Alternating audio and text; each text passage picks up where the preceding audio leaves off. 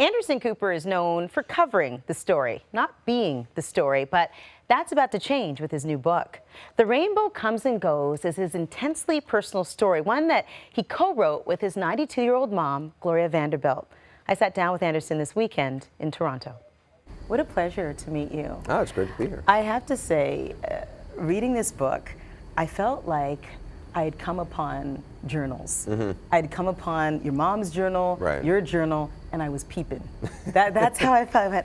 This stuff is so personal. Yeah. You've laid it bare. Why did you decide to put it in book form? Yeah, you know, when we started, there was no thought of having it be a book. I mean, when my mom turned 91, we decided to change the conversation between us before it was too late. I realized there were all these things I really didn't know about her. And when my dad died when I was 10 years old, you know, there's still a lot I don't know about him, and I used to have this fantasy that maybe he had written me a letter, and the letter would show up when I turned 18 or 21, and it would tell me all the things about him that I didn't know, and there never was a letter. And I didn't want to have that same fantasy about my mom when she's no longer here. And so before it's too late, I decided to, you know what, I'm going to spend a year with her, and we're going to do this over email because I travel so much, but just asking her questions about her life that I don't know, and have her ask me questions and sort of change the conversation we have between us. And about 3 months into it, I was telling my friends about it, and they kept having the same reaction, which was, wow, that's amazing, and I wish I had done that with my parent, but it's too late. And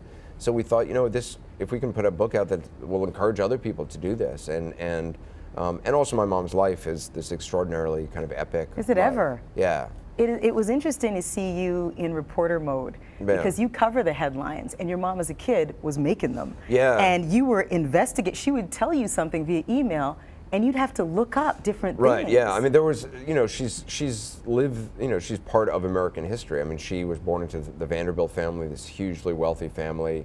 She was born in 1924. At the height of the Depression, she was taken away from her mother. There was a vicious custody battle, which was referred to at the time as the trial of the century.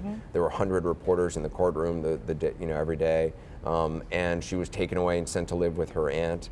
And she's lived this kind of epic life and had epic tragedies and loves, and, you know, dating Howard Hughes and Marlon Brando and Frank Sinatra, and I love how that just rolls off your tongue. Well, you know, that's the thing. I mean, I didn't really know about it so much as a kid, but to discover this stuff, and not only that, but to hear my mom's perspective on it at age 92. I mean, the way she looks back on it now is so different than, you know, with the way she would have 30 years ago. Time and time again in this, you talk about planning, that you're a planner. Yeah. You want to make sure that things are set. Yeah, which is, I mean, my mom is a sort of used to chaos, and she is always surrounded by chaos. She was raised, she didn't have a father, she was taken away from her mother, she never had a plan in her life, and so events would just sort of happen, and she would allow a man to come into her life who would whisk her off her feet, and she would get married to him, and her whole life would change. But she never really sat down and thought about, well, I want to do this next. And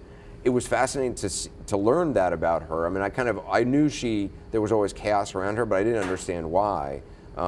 But as a reaction to that as a kid, I shunned chaos. And so, yeah, I'm very much a planner. I overthink everything. I go run through scenarios constantly in my head.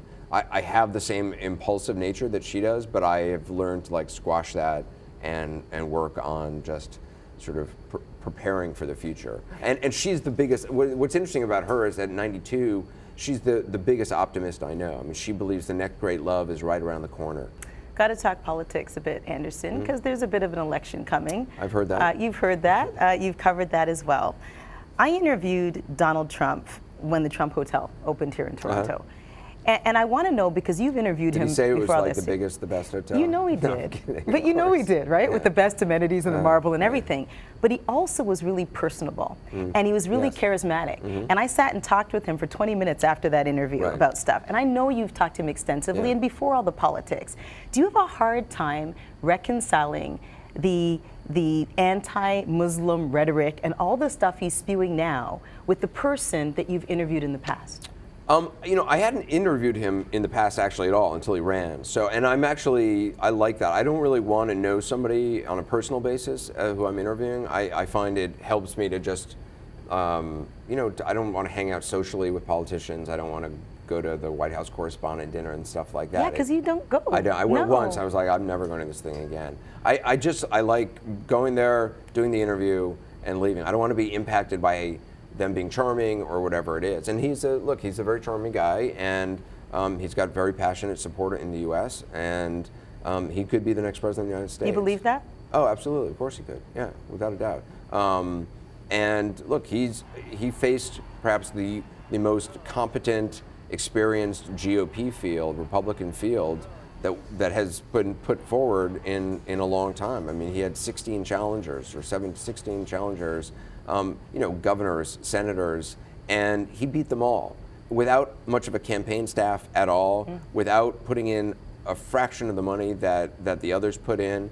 And so I think this next few months in the United States is going to be fascinating. I think it's going to be a brutal race. I think it's going to go in directions we can't even predict.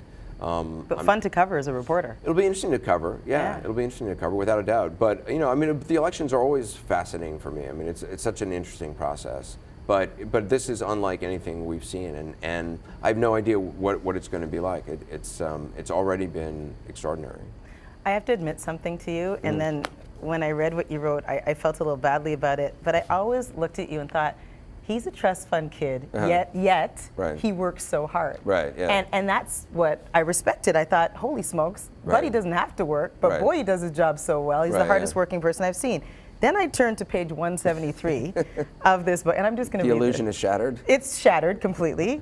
And you say, early on, you and Daddy told me that I would not be inheriting any money and would be on my own financially after college. I'm thankful for that. I never wanted a trust fund, and it has always bothered me when people assumed I had one. While I was proud of your success, it wasn't mine. I wanted to achieve something on my own. Yeah. Yeah, it always drove me nuts when people thought People like me, yeah. People like you. Yeah. People started, it's why I'm glad I didn't have that name Vanderbilt. And, when I grew up, I never paid attention to the Vanderbilt thing. To me, the Coopers, who were a poor family from Mississippi, that's where my dad grew up, that felt very much more real to me and much more beneficial for me to pay attention to than this sort of historical Vanderbilt family. And whatever money my mom had or may have, I have no idea, but it's just not mine. And so, yeah, my parents wanted me to find my own way. And, I'm not going to pretend I didn't have huge privileges growing up. My college was paid for, I had tremendous, opportunities to meet fascinating people. But yeah, after college I was on my own, and I think I'm very happy that's the way it was. I don't think I would have gotten to where I am. We've heard all those stories about people who inherit a lot of money and then sit around and do nothing. And I don't know what kind of an impact having a safety net would have had on me, but not believing I didn't have a safety net certainly, for me, helped me tremendously. You'd be a great dad. You ever thought about kids? I think about kids a lot. I mean, I've always wanted kids. My dad was an amazing dad. I'm very similar to my dad. And I don't know, I've gone back and forth on it. And it's one of the things I wrestle with. I'll be 49 in June, and I'm definitely getting up there. I don't know. Well, I would have to radically change my job. I couldn't, I work a lot. So I haven't had a day off. This is actually my day off, so I haven't had a real day off in about 3 months. Okay, so we lead in to Michael and Kelly, and I know you've been asked this up, down, and all around, but I'll tell you, when I tweeted that you were going to be here, the first questions were about this book, but a follow-up right after that was, right. Can he please co-host? Oh, really? Well, can he nice. Please? Because he would be the best at it. Well, Have they approached you? I have not been approached, no. Do you want to do it? Look, I don't like to dream about things that won't come to pass or can't come to pass. Of course you don't, but is it a dream that you'd kind of... I will say I love Kelly Ripa. She and I are very close friends. I have said publicly it would be a dream for me to work with her one day, whether it's to meet soon or in the future, I don't know, but the idea of working with her every day would be a complete dream come true. I love what I do, and I'll see. If they offered it to me, I would have to seriously consider it. But nobody's offering. And look, they got to go through a long, trial period, and they're going to try a lot of different people. And I don't think anybody could have predicted Michael would would have gotten that job when the first day he auditioned. And so there may be somebody who's a great candidate out there who, whose name we don't even know at this point. And I want what's best for Kelly. I want what's best for that show. You're so diplomatic. Well, I'm not trying to avoid it. I just genuinely want what's best for her and what's best for the show. And if there's a great person out there, they're going to find that person. I can't tell you what a pleasure it is to meet you. It's really fun. Thank you. Thank you so much. Thanks. The incomparable Anderson Cooper. He was great. Class act.